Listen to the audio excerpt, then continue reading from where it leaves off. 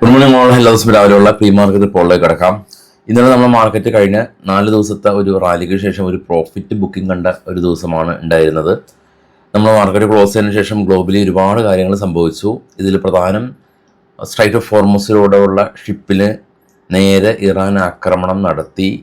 അതിന് പകരമായിട്ട് US ഇറാൻ്റെ മേൽ വ്യോമാക്രമണം നടത്തിയെന്നുള്ള ഒരു ന്യൂസാണ് ഉള്ളത്. ഇപ്പോൾ അതുകൊണ്ട് തന്നെ ബ്രന്റ് ഓയിൽ സ്പൈക്ക് ചെയ്തു, $75 പെർ ബാരലായിട്ടുണ്ട്. നിഫ്റ്റി ഇൻഡിക്കേറ്റ് ചെയ്യുന്നത് ഒരു നെഗറ്റീവ് സെൻറ്റിമെൻറ്റ്സ് ആണുള്ളത്. US മാർക്കറ്റും യൂറോപ്യൻ മാർക്കറ്റും എല്ലാം തന്നെ ഇന്നലെ ഇടിഞ്ഞിരുന്നു. എന്നാൽ ഇപ്പോൾ ട്രേഡ് ചെയ്യുന്ന US ഫ്യൂച്ചർ എല്ലാം തന്നെ തിരികെ വന്നു എന്നുള്ള വാർത്ത കാഴ്ചയാണ് നമുക്ക് കാണാൻ സാധിക്കുന്നത്. ഏഷ്യൻ മാർക്കറ്റുകൾ പൊതുവെ മിക്സഡ് സെൻറ്റിമെൻറ്റ്സ് ആണ്.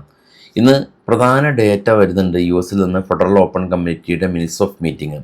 അപ്പോൾ ഈ ഒരു രേഖയിലാണ് ഫെഡ് മെമ്പേഴ്സ് അവരുടെ പലിശ നിരക്കുകൾ, ഇൻഫ്ലേഷൻ, US എക്കണോമിക് അവസ്ഥകളെക്കുറിച്ചിട്ടുള്ള ഇവരുടെ ചർച്ചകളുടെ വിശദാംശങ്ങൾ ഉണ്ടാകുക. വളരെയധികം ഇമ്പോർട്ടൻ്റ് ആണ്. ഈ ഒരാഴ്ചത്തെ ഏറ്റവും മെയിൻ ഈവൻ്റാണ്.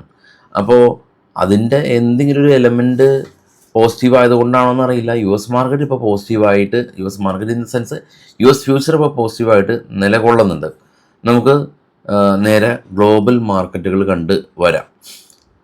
ആദ്യം ഏറ്റവും ടോപ്പിൽ gold 4105, silver 60, bitcoin 63,000, Brent oil 75 spike ചെയ്തു, നാച്ചുറൽ ഗ്യാസ് 3.2, നിഫ്റ്റി ഫ്യൂച്ചറിൻ്റെ ക്ലോസിങ് 24,410 ആയിരുന്നു. 24 ജസ്റ്റ് ഒരു ഗ്യാപ് ഡൗൺ അല്ലെങ്കിൽ ഒരു ഫ്ലാറ്റ് ഓപ്പണിംഗ്, നെഗറ്റീവ് സെൻറ്റിമെൻറ്റ്സ് ഉണ്ട്.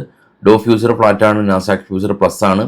ഓസ്ട്രേലിയ, കൊറിയ, ജപ്പാൻ മാർക്കറ്റുകളെല്ലാം തന്നെ മിക്സഡാണ്. ഏറ്റവും താഴേക്ക് പോകണമെങ്കിൽ കാണാൻ സാധിക്കും ഡാക്സ് ജർമ്മൻ മാർക്കറ്റ് ഏകദേശം 1.5%, നാസ്ഡാക്കും ഡോയും ഇടിവ് രേഖപ്പെടുത്തിയിരുന്നു. US മാർക്കറ്റിൽ ലിസ്റ്റ് ചെയ്ത ഇന്ത്യൻ കമ്പനികളിൽ ഇൻഫോസിസും ഇപ്രോയും ഇന്നലെ അവിടെ പോസിറ്റീവായിരുന്നു. അവിടെ ആ ഒരു പോസിറ്റിവിറ്റി മെയിൻറ്റെയിൻ ചെയ്തു. ഇനി നമുക്ക് നേരെ ഇത് FISൻ്റെ DSൻ്റെ ആക്ടിവിറ്റീസാണ്. FIS ഇന്ത്യൻ മാർക്കറ്റിലേക്ക് ഒരു ബൈയിങ് മോഡിലേക്ക് എത്തിയിട്ടുണ്ട്. 3-ാം തീയതി, 6-ാം തീയതി, 7-ാം തീയതി കഴിഞ്ഞ 4 ദിവസങ്ങളിൽ കണ്ടിന്യൂസ്ലി, 3 ദിവസങ്ങളിൽ കണ്ടിന്യൂസ്ലി അവർ ബൈയിങ് മോഡിലാണ് ഉള്ളത്. FIS ഇന്ത്യൻ മാർക്കറ്റിൽ ഇത് ഓപ്പൺ ഇൻട്രസ്റ്റ് ആണ്. PCR 0.9 ആയിട്ടുണ്ട്. കോൾ റൈറ്റിംഗ് നിഫ്റ്റിയുടെ തൊട്ടടുത്ത് തന്നെ 24,500 വലിയൊരു ബാറ് ഗ്രീൻ കാണാം. ഗ്രീൻ സൂചിപ്പിക്കുന്നത് കോൾ റൈറ്റ് ചെയ്ത ആളുകളുടെ എണ്ണത്തെയാണ്. പുട്ടും റൈറ്റിംഗ് ഉണ്ടെങ്കിൽ കൂടിയും കോൾ റൈറ്റിംഗ് കൂടുതലാണ്. അതുകൊണ്ടാണ് PCR 0.9 ആയിട്ടുള്ളത്. അപ്പോൾ വീണ്ടും തിരികെ വരുമ്പോൾ കാണാൻ സാധിക്കുന്ന കാഴ്ചകൾ ഇതാണ്. ഇറാൻ US ചർച്ചകൾ നടക്കുന്നുണ്ടെന്നുള്ള ഒരു വിശ്വാസത്തിൻ്റെ പുറത്ത് നമ്മളുടെ മാർക്കറ്റ് ഏകദേശം ഒരു 22,200 റേഞ്ചിൽ നിന്ന് 24,500 ഏകദേശം ഒരു 2,000 പോയിൻറ്റിലേറെ റാലി രേഖപ്പെടുത്തിയ ഒരു അവസ്ഥയിലാണുള്ളത്. നമ്മളെ സംബന്ധിച്ച് കുറേ ബിസിനസ് റിപ്പോർട്ടുകൾ വന്നിട്ടുണ്ടായിരുന്നു. Q1 റിസൾട്ടുകൾ വരാണ്. ബാങ്ക് ഉൾപ്പെടെയുള്ള ഇപ്പോൾ HDFC ബാങ്കെല്ലാം തന്നെ നല്ല ശക്തമായ രീതിയിൽ തിരിച്ച് കയറിയിട്ടുണ്ട്. ബിസിനസ് റിപ്പോർട്ടിൻ്റെ അടിസ്ഥാനത്തിലാണ്.